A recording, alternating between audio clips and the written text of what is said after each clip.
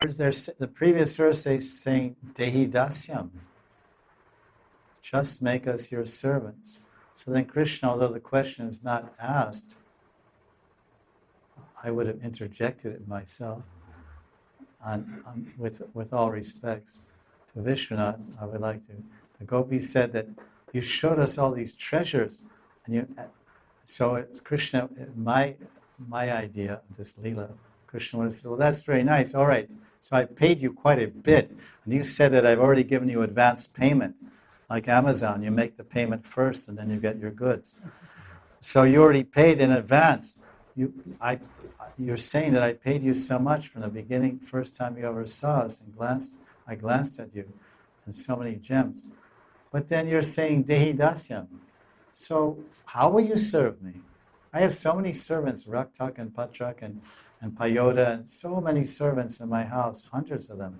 So where is there any space or need for another servant?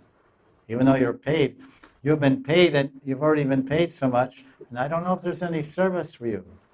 So then they would say, no.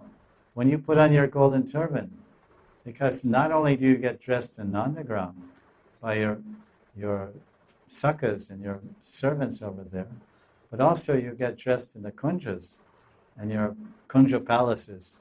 So who's going to dress you there except us? And we're expert. So then they're saying, we will tuck your hair under. And then they're saying more. Your curly hair will be visible only on the left and right side of your forehead.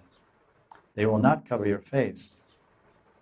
Then, when you place a jewel on your turban, your maidservant will see that the locks of hair pushed to the left and right side are pushed to the left and right side. Whenever you are massaged with oil or engaging in intimate pastimes, we will see your face completely covered by your hair.